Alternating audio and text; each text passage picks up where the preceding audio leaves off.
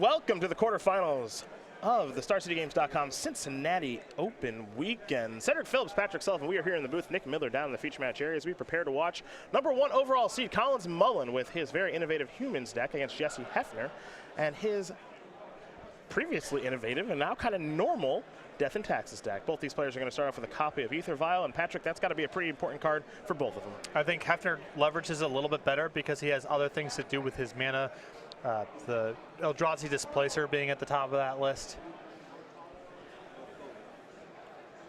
Kitesail Freebooter is what Collins has right now targeting Jessy, so we'll get an idea of what Jessy is working with. You'll see a hand here of Selfless Spirit, Leonin Arbiter, Thalia Guardian of Thraben, an Eldrazi Displacer, a Kitchen Finks, and a Horizon Canopy, the most medium of beats. Not surprising here to whiff on a Freebooter. Hefner's deck, just not that many non-creature cards in it.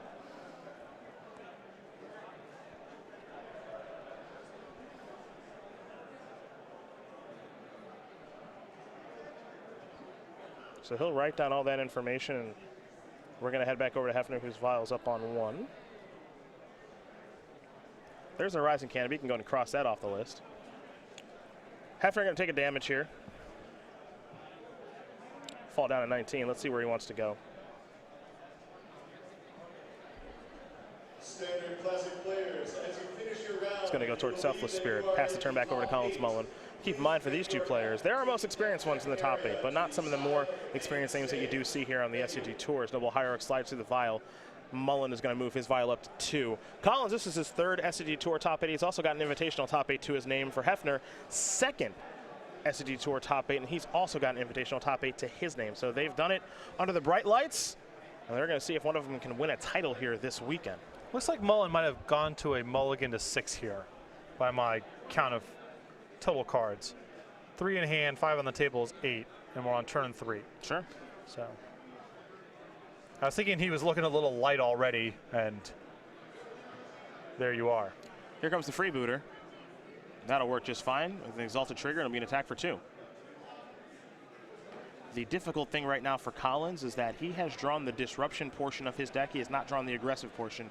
He has Meddling Mage. He has another Kitesail Freebooter. Those cards are not particularly good in this matchup. Yeah, this is the type of matchup where you really want Mayor of Averbrook, Champion of the Parish, the threats that give you just a lot of power and toughness for mana, not the disruption part. You know, the Freebooter missed. You can Meddling Mage, but everything in Hefner's hand was a creature that can just slide through the vial. So these creatures are just not lining up the right way. Meddling Mage is going to name Path to Exile, which does not surprise us as we talked about at the top. It's the best name, and in the draw step here, Collins is going to activate his vial, likely for the Freebooter. And Jesse's going to give that the green light. So that's the last card in Collins' hand. The hand here is 2 Finks, Thalia, Leonin Arbiter, Displacer, and it looks like maybe a Cavern of Souls up at the top. Yeah, I mean, this is a really rough reveal here for Mullen. Once that vial goes to 3, trying to brawl against Kitchen Finks and Displacer with a bunch of mana, I think he's going to be hard-pressed to win this one unless he draws very well. Well, there is a Ghost Quarter. So colorless mana not even close to an issue here for Jessy.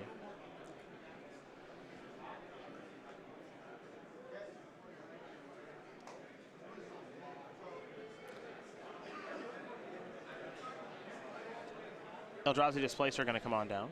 And this is a really good setup here for Hefner, as he gets to vial out one of his 2s, whichever one he wants, go to 3 with the vial, keep all of his mana available, and have 2 Kitchen Finks to play through the vial, while Mullen just doesn't have a lot of presence on the battlefield. Selfless Spirit going to come across here. Kitesail Freebooter is going to trade with it, and we're going to head back over to Collins.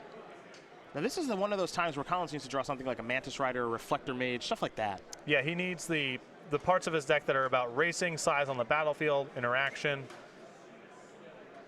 The Freebooters and the Meddling Mages are the weakest cards in his deck game 1. It appears that he mulliganed and then has drawn a lot of them. So, well, Noble Hierarch's okay. Not the most exciting draw in the world, that's for sure. Meddling Mage coming in for 4 Exalted damage seems to make some sense. Could be 3 Exalted damage in the air from the Kitesail Freebooter.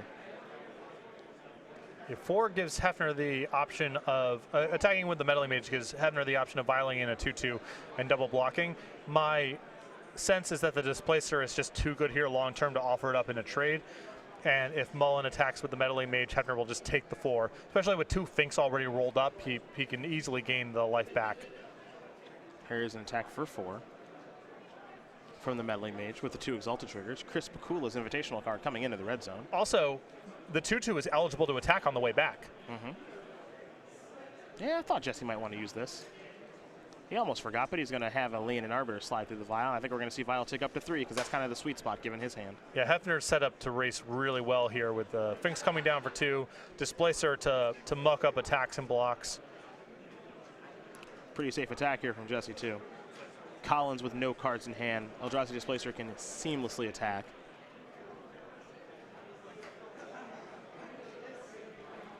Displacer's also very good against someone attacking with an Exalted threat. Oh, it's incredible. Truly incredible.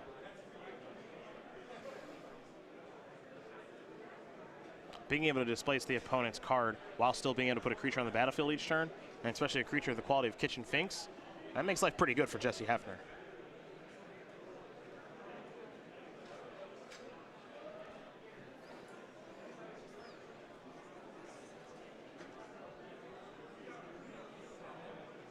This may be one of the more difficult ones. I can certainly see why you chose Hefner to win this. If he's able to get in positions like this, because Mullen does not have any removal in his deck, he has Reflector Mage to buy time, sure, but you know, he doesn't have Path to Exile, he doesn't have Lightning Bolt, Fatal Push, anything like that. If Hefner gets set up, it's very hard for Collins to win. Yeah, it's not. I mean, this is not totally fair because Hefner has had, I wouldn't say a perfect draw here, but about the mixture of stuff that you'd want. And Mullen has drawn the wrong half of his deck, but this was my concern going into game 1. Mullen has a wrong half of his deck to draw, and Hefner doesn't. Yep. Hefner just needs a nice mix of lands and spells, and he's probably going to be able to play. All the stuff is interchangeable. There's not a portion of his deck that's really about fighting one style of matchup here.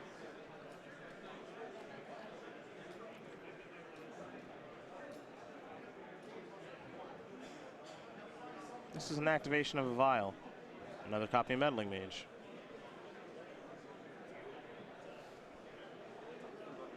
This one's going to name Dismember. Yeah, it's in Collins' best interest just to name the spells that can kill the creatures, because naming the creatures legitimately does nothing. Right. And the one Dismember more threatening than the 2 Smugglers Copters in the deck at this stage. Kitchen Fink's going to come through the Vial, and then Hefner's going to activate Displacer on the Kitchen Fink, so it's actually a total of 4 life that he gained. And now, yeah, he gets to do this too. Yep. This is challenging for Mullen to slog through. It's very strange because I don't want to call this the lock. Yeah, it's not quite a lock, but it's, you know, if you can't get the Displacer off the battlefield, and even if you draw a Reflector Mage, it's just right back to the Vial. It's hard to leverage Exalted against the Displacer that's up. It's hard for him to beat Kitchen Finks just card to card.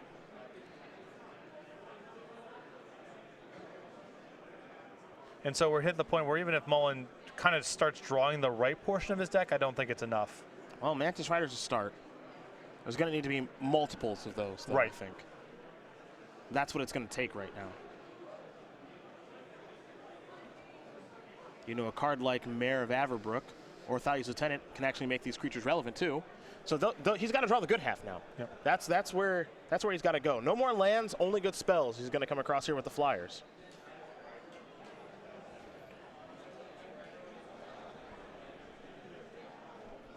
Hefner looks like he wants to do some displacing. Keep in mind that's a Rising Canopy out there for Jessy, so he will have to take at least 1 damage to do so.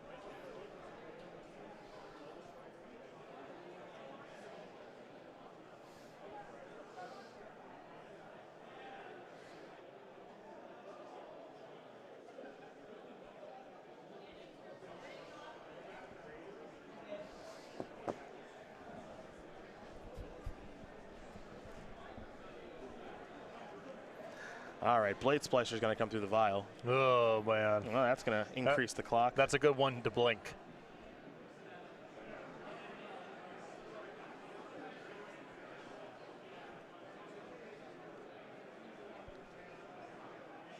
Two Golems.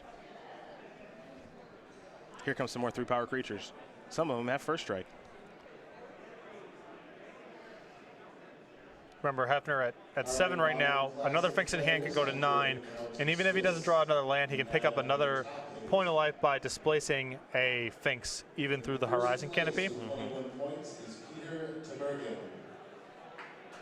Second place with 21 points is Jan Alexandre Trunard. These are tough blocks. You can't make meaningful inroads on the board at this point. I like the blocks to the double hierarch. Because you're playing against active displacer, it's not like you can make an exalted attack. Makes sense. In 5th place with 20 points is Anthony Skrispak. In 6th place. All right. Okay, I think he may have drawn another Mantis Rider. I mean, that's got to be, I imagine that's the best draw at this point. It's got to be one of the best ones, right? Well, the ground is gone. That's that's off the table. We lost that fight. The ground's gone. So there's only one way to go now, right? I announced your name and you have not yet submitted. You got to go upstairs. Please bring your deck over to the table to the right of the main event stage and submit it for a pre-top 8 check. Otherwise, all top 8 players. Well, maybe it was another Mantis Rider. The row of tables second from the feature match area.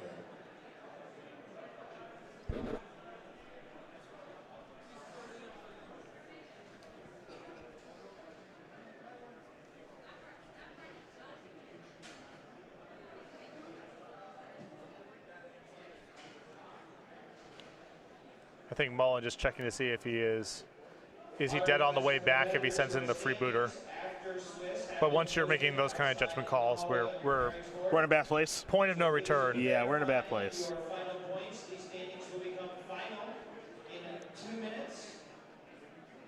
If you have place between 9th and 32nd place, you will want to form a single file line heading out from the center of the stage. Yeah, it might be only Mantis Rider that can come in here.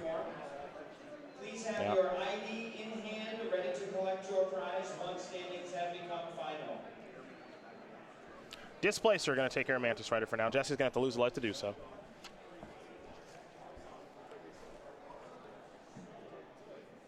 Magic players, the StarCityGames.com sales will be closing at the end of this round of Swiss. All right, Fink's going to slide through the vial.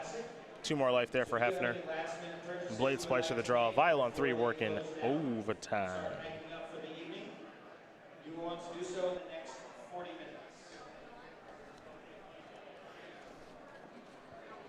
All right, here come the beatdowns. This is a lethal attack. And while Collins decides how he wants to block in this situation, I can't let you know our first match result is Jeremy. Help me say it. Go to the tape. Tarioni. Battarioni, thank you. I always have to think about it. Jeremy Battarioni. I think that's Italian. Blue-green Merfolk taking care of Infect, 2-0. Kenny and Collins losing that match. Maybe a little bit of a surprise there, I'll tell you what. I think so too. Yeah. Infect just not the deck it used to be, too. I think that's worth noting. Yeah, loss of Gitaxian Probe. It's a big one. Mullen soldiering on here, but I think we're about to see a concession. Yeah, not much left for him to do. Yeah, he's going to pick this one up. So Jessy Hefner with Death and Tax is going to win game number 1 here over Collins. Mullen and his Humans deck.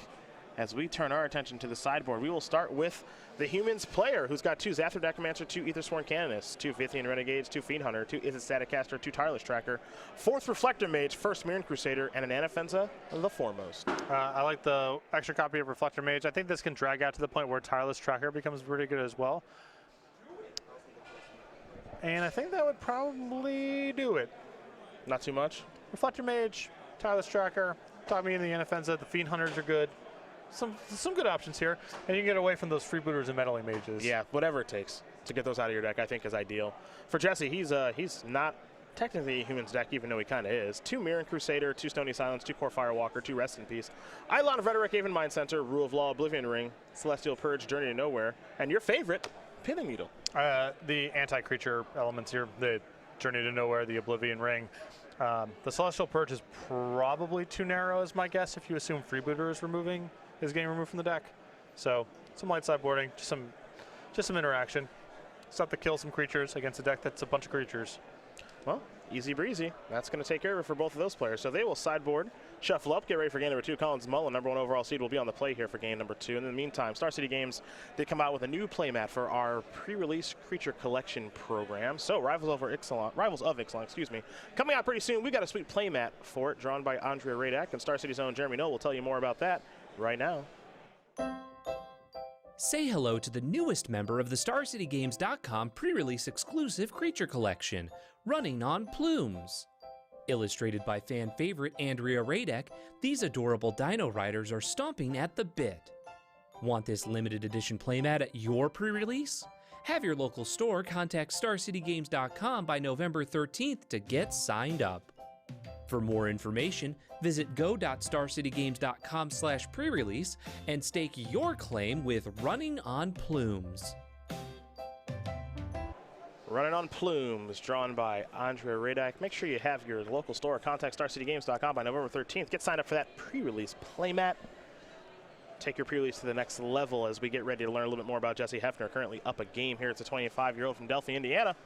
1 open top 8. Let's make it 2 this week. An invitational top 8 as well many moons ago back in Charlotte. Obsessed with Trailer Park Boys. Used to be able to run a 450 mile, which is unbelievable, and a strict vegetarian. But, you know, not so bad, actually. I like vegetables. You like vegetables? I mean, I'm not opposed. I don't know what the question is. I thought about being a vegetarian I wanted to try being a vegetarian for a week, just see if I could handle it. It's like I eat chicken like every day. Yep. I didn't make it, but it wasn't like bad. Sure. I just couldn't do it. I think you just have to have. There's a certain amount of literature and education I think you have to consume before you can do that effectively. Because otherwise, you're gonna not have a really balanced diet, not get your protein from the right places, like start having a really Skittles-centric candy. I'm just gonna go straight to the candy. Right. So I think a lot of people want to just do it, and I think there's an education process that needs to occur in front of it. I did some reading about it. I'm not saying that you didn't. I'm saying that's a common pitfall of people who attempt to go vegetarian or vegan or what have you and are unable to sustain it. One of the tough things about being a vegetarian for me is I don't like beans. Okay. And beans are pretty big. If you're a vegetarian, you eat a lot of vegetables. So it's pretty tough for me. As you know, don't want any beans in my Chipotle. Get that out of there. The only beans that I like, 2 types. One, refried beans, sort of, and I don't even know if those count.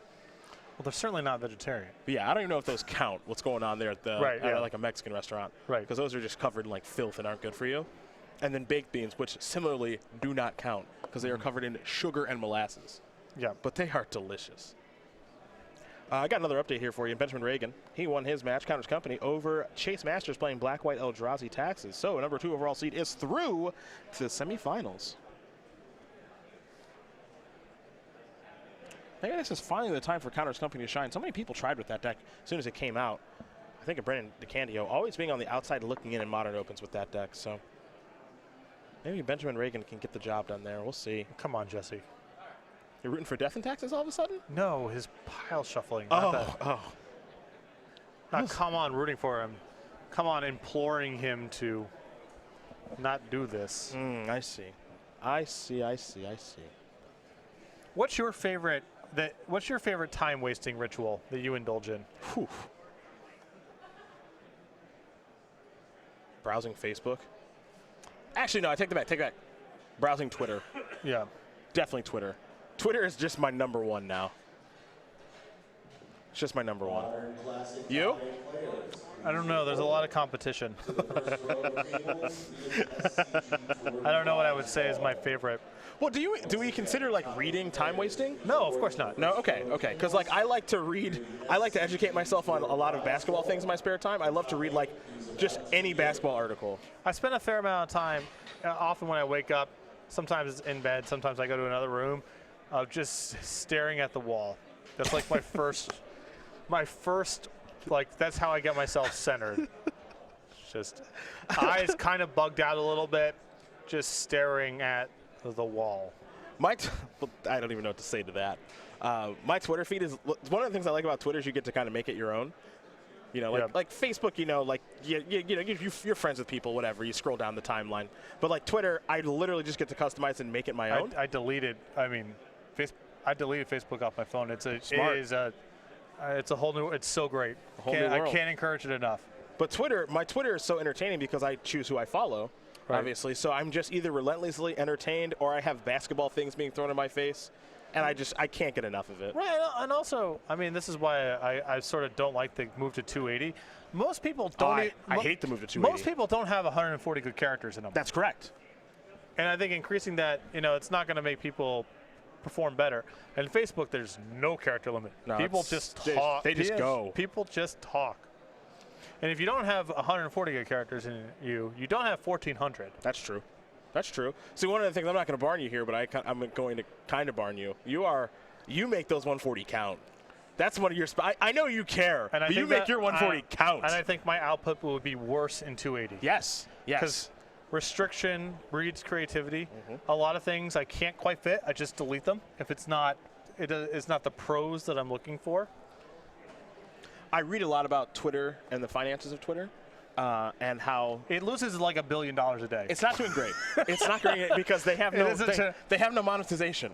Right. They have no monetization. So, like, the biggest problem, if this was their plan, was like to go from 140 to 280 to get more people to register, I don't think that's going to work.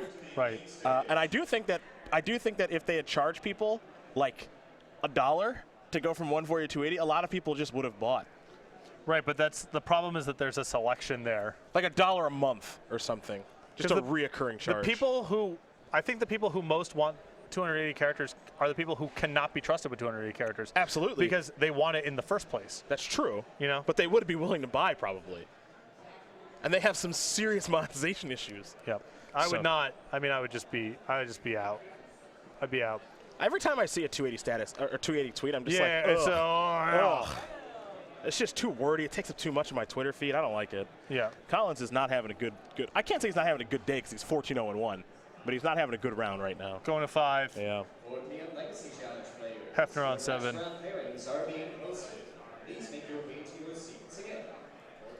But I love Twitter. I love Twitter. You know what I don't like? Snapchat. I do not like Snapchat.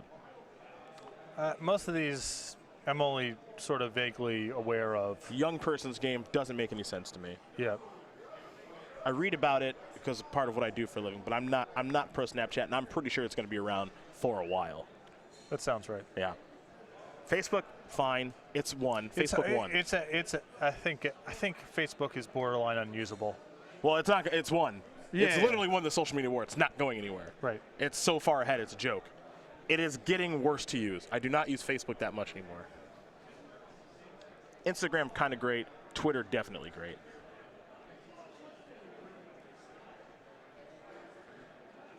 All right, going to keep it on top here. The scry here for Collins. Counter Souls, Vial. Don't draw another one of those, Collins. They're bad in multiples. Jessy has a Vial of his own.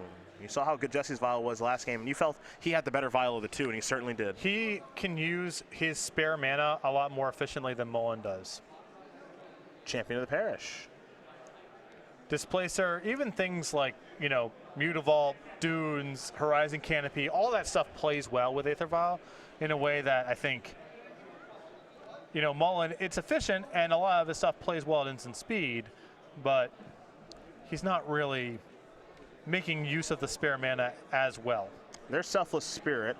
Collins is going to Vial in, I believe, another Champion of the Parish. He will, so that one's going to get a counter.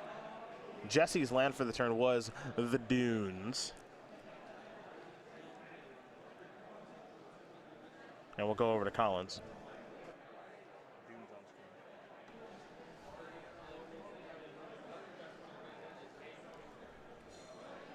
There's the Sheffet Dunes. Snap Whoa, block. that's a gutsy block. That's here. a quick block. But if he got the Mayor. Or Thalia's Lieutenant. Either one would have been good. Yep. This is how you come back from Mulligan 5, by the way. Yeah, This is how you come back. I think Mullen has. If Mullen doesn't have a 2 to Vial in anyway, you're so far ahead. No spell was played, right? So transform? Yeah. Yeah, and flip it.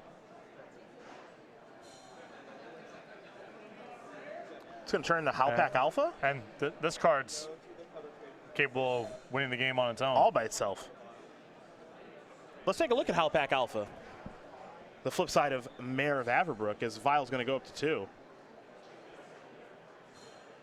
I don't know. This is winnable for Collins. Halpak Alpha churns out a Absolutely. wolf.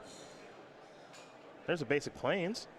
Other werewolf and wolf creatures you control get +1/+1. At the beginning of your end step, put a 2/2 green wolf creature token on the battlefield. So this is doable. Path to Exile is timely. Collins will get to search up a land here. There's a basic plains.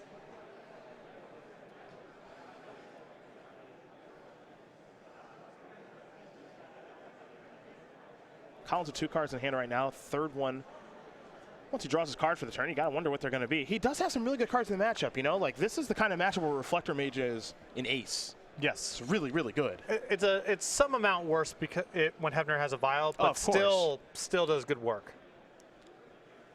Path is done resolving. Jesse is just gonna pass the turn back with a vial on 2. We're gonna go over to Collins Mullen. His vial is on 3. That's a good place for it to be. See if he has something like a Mantis Rider as he's gonna draw a card. Meddling Mage in hand. He's going to want to keep the human density. I would imagine this one is still just naming path. I would imagine that's true. Maybe a sideboard card because they have each other's sideboard, but here comes Champion. And let's say Champions, plural. What is this? Thalia. Wow. Wow. It's a nice 5-card hand. That is a great 5-card hand. As Collins Mullen wins that game like he didn't even mulligan it all over Jessy Hefner. Humans, Death, and Taxes. They're going to game number 3. That's the start. Yes. That's what you talked about. Mulligan to 5, but he had vial plus 1 land, which is just, that's perfect. You have all the resources you need to work with, and you're still threat dense. And the champion of the parish, I think, is a big card for Mullen in the It's matchup. huge. He's got to get on the table and brawl and force Hefner into bad blocks, and that's what happened in game 2. And Jesse conceded immediately. I mean, at that point, what you've got path locked out. Yep. And then, so he's not going to be able to brawl with a 5/5 and a 4/4. You just can't do it, let alone them entering the battlefield tapped. Right. So he can't even vial in anything if he had it. Yeah. That's a nightmare right there. That was a very, very fast win. Wow, congratulations to Colin Mullen on that, as these players are going to shuffle up here for game number 3, overcoming that mulligan of 5. We're going to talk about the weekly sale one last time here this weekend, folks, where you don't have a ton of time left to save 25% on thousands of cards, but you do still have time, and Patrick's going to tell you a way to go. Well, you head over to go.starcitygames.com/weekly sale. Check it out. Every week we have a new sale that starts 11 o'clock Eastern time in the morning on Monday. So make sure you're going back to the website once a week to check out what's on sale right now. But for a limited time, as it's about to be Monday, 25% off thousands of rares. Quick update for you on our last match that's not this one in our quarterfinals. Scott Simmons of Blue Art Gift Storm takes care of Andrew Ellenbogen playing Affinity 2-0. Not too surprising to see that result. I think Storm is just favored in that matchup. Well, Ellenbogen did a nice job beating it. A high drama match, certainly, but I think it is challenging. Both these players going to lay out their hands. Jessy Hefner, number 8 seed, going to be on the play here for a G3. Looks like he's going to keep. The question is, will Collins?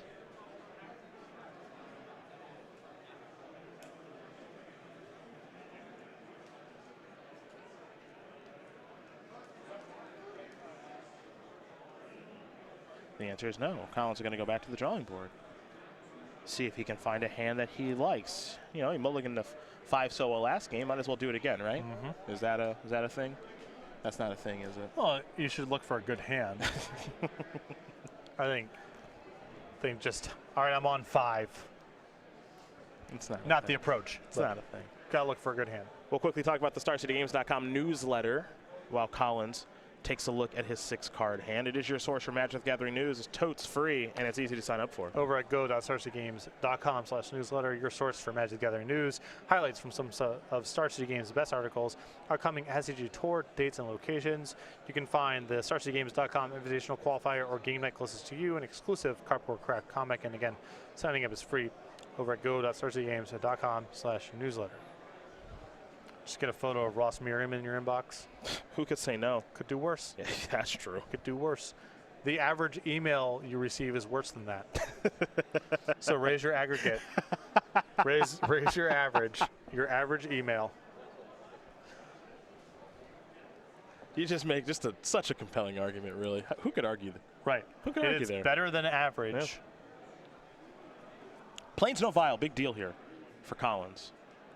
Because if Collins has a vial of his own, which he does not, but he might have his best one drop anyway there in Champion of the Parish. For Jessy Hefner, it's a Tectonic Edge into a Smuggler's Copter. Whoa! Forgot about this. Legal in Modern, thanks. So now, see if Mullen has brought in his sideboard 15 Raiders. Two Renegades. Excuse me. 2 copies of Smuggler's Copter plus the 4 vials in Hefner's deck. That might be enough to get it in. There's enough cards to get out, that's for sure. Noble Hierarch, trigger, beatdowns in for 2. Make it 3 with the Exalted trigger. Hefner down to 17. Jesse's untapping and he's drawing. We might see a Smuggler's Copter activation here, folks. Been a long time since we've seen one of those on camera. Lean and Arbiter. Crew it. Kaboom. Trigger. Draw, discard. A Blade Splicer, the draw. We'll see what the discard will be here in just a moment from Hefner. It's a redundant copy of Smuggler's Copter. So that's both his copies. Yeah. Let's go back over to Collins now, as Hefner did not find a 3rd land. Collins with the Cavernous Souls and Unclaimed Territory, naming Humans.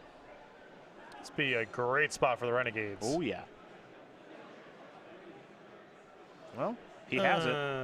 Renegades is going to take care of the Smuggler's Copter. The Champion will grow, and it'll attack here for 2-3. Let's make it 4 with an Exalted trigger. And now Hefner is pretty far behind. You can see the difference, by the way, of when Jesse has a vial and when he doesn't. Yes. And how much he needs to get to 3, because the stuff he's got going on at 2 in this matchup is not great. I mean, not really an Lean and Arbiter matchup, not really a Selfless Spirit matchup. Kitchen Finks, Eldrazi Displacer, that's where it starts getting good.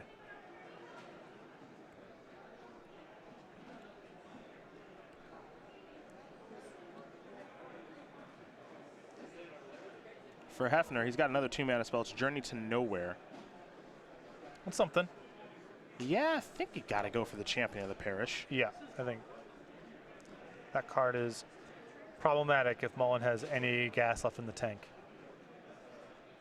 Now the Renegades, in combination with Noble Hierarch, will be able to attack for 4 next turn because of the Exalted trigger. But I still think you got to take care of this thing. Champion just ran all over Hefner in Game 2. You can't let it happen again in Game 3 as we head back over to Collins.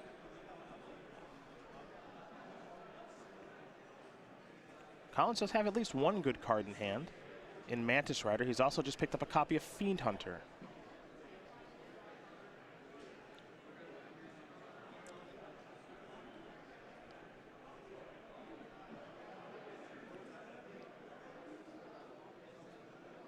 There is a land. Gonna sacrifice Horizon Canopy. Okay, excuse me. In for 4. Let's see what the follow-up's going to be. Still hasn't played that Mantis Rider just yet. Might be post-combat, might be Fiend Hunter. Might be, oh boy. That's brutal here. Oh boy, Thalia's really good. I'll tell you what, the matchups where Thalia's been good, it's been completely insane. Oh yeah. Completely insane. It was insane against Tron, and it's really good again. Now, Path to Exile is going to hit there. Lean and Arbiter is going to make it so that no search is going to happen. And now the Arbiter is going to come in here for 2 because it's not going to do any good blocking. Well, that's curious because last turn he didn't block in this. He didn't attack in the same spot, and I assume that he was playing around Mantis Rider because if you want to send in the Renegade and the Mantis Rider, now you can block all of a sudden. So it's a little weird to attack, not attack the first time, but then attack the second time. Another Unclaimed Territory. Going to name Humans there, Will Mullen. Looks like he picked up a copy of Thalia's Lieutenant for the turn. So first things first, it'll be Mantis Rider. Yeah, now Hefner gets really punished for that attack because he would be able to trade with Renegade had he left it back on D. So that'll be an attack for 3, 4, 5, 6. Hefner down to 3, and he's not been able to find his 3rd land. That's been the biggest issue for Jesse here this game. He'll play a Selfless Spirit. He'll simply pass the turn back. We're going to go over to Collins. Collins will draw a card. Remember, he's got a Fiend Hunter in his hand, and that is going to do it. Collins Mullen going to win this match over Jessy Hefner. 2-1. Humans going to take care of Death and Taxes, and that means, folks, that Collins Mullen, #1 overall, he's going to move on. But more importantly, Patrick, quit picking against the Humans. A clutch Vithian Renegades there.